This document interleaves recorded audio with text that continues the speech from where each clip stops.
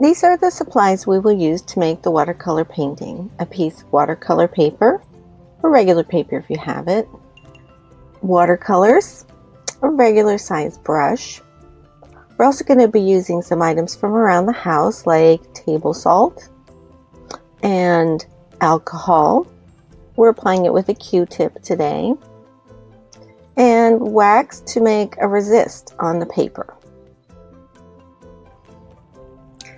So the wax that I am using comes from a candle. You can use a crayon or anything else that's kind of waxy or sticky. I'm also using a straw. I like this one because it's bendy.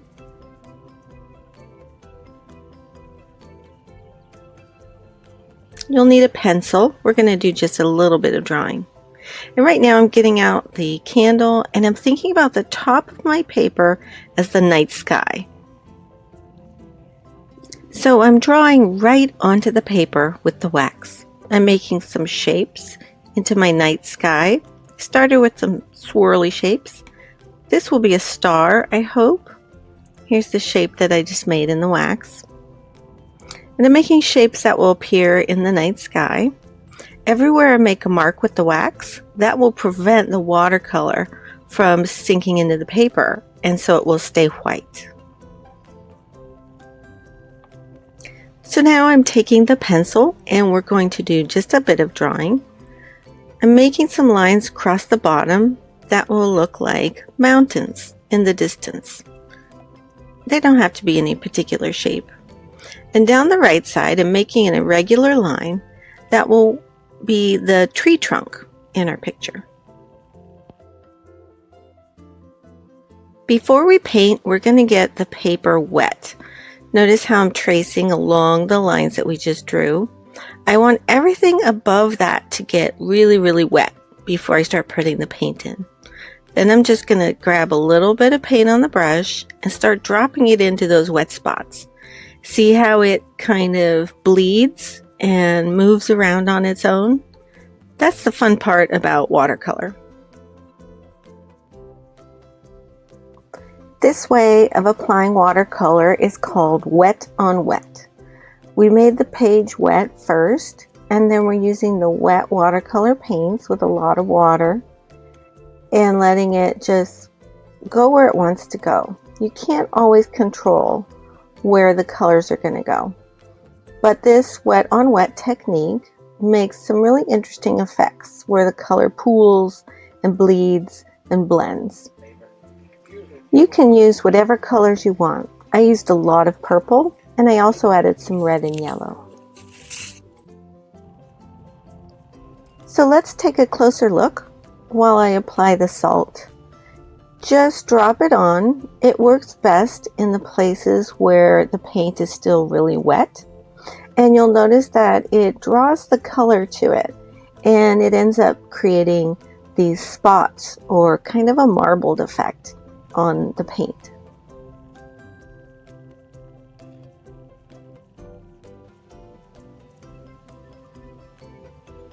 Next, I'm going to apply alcohol. So I'm using a Q-tip. This is just regular alcohol, the kind that you can find in your bathroom. And I soak up the Q-tip with some alcohol and just start applying it to the paint.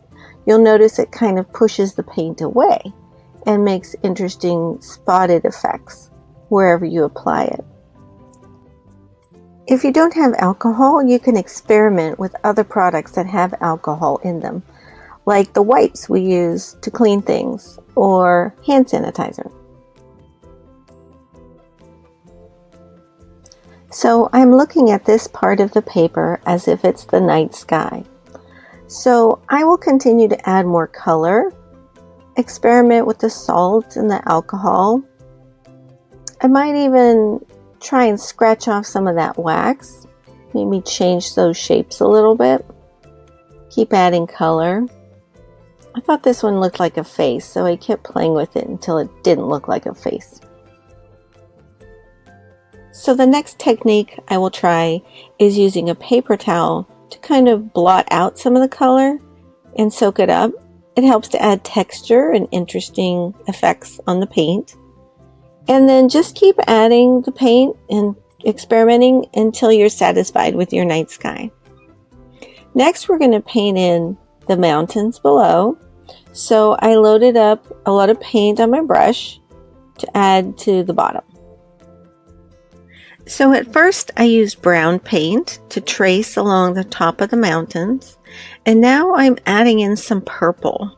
You'll notice I left a lot of paint really heavy at the top line, and now I'm drawing it downwards, both the purple and the brown, and they kind of mix together to create interesting colors for the mountains.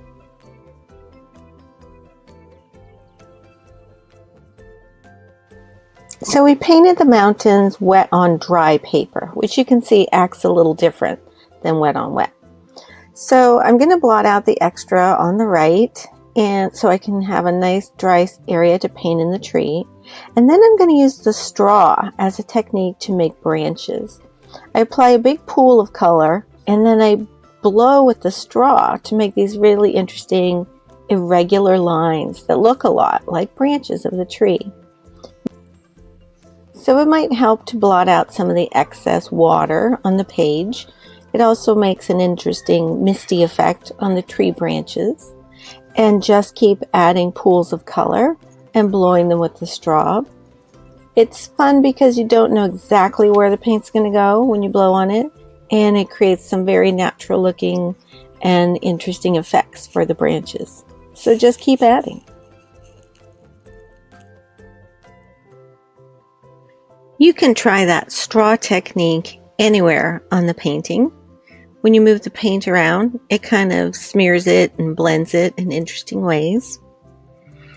And I'm just going to fill in some of the spaces near the tree and keep experimenting with using the straw, the salt, the alcohol until I get it looking the way I want.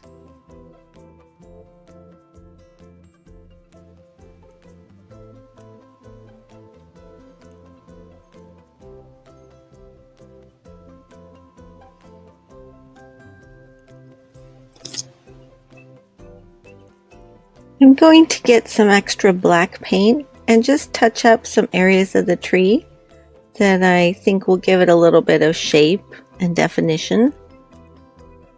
So just look at the things you've created and keep adding details where you want. You might want to add some trees onto the mountains. If you make them very small, they look far away and create perspective in the painting. Use the very tip of your paintbrush to make very thin lines. Or you can cut up the Q-tip and use the stick to make your lines.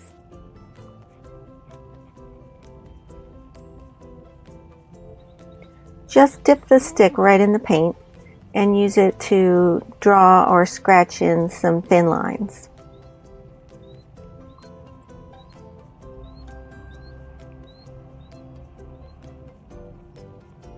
I'm not very good at making small trees, so I'm not going to make too many.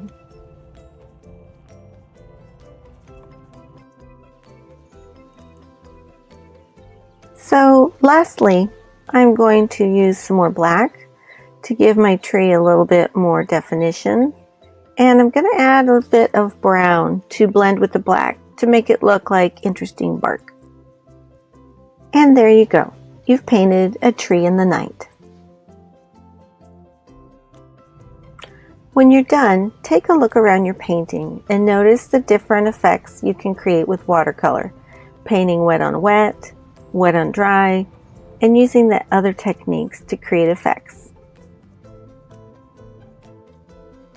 Mount your painting against a larger piece of white paper, black paper, or cardboard to get the effect of a finished piece.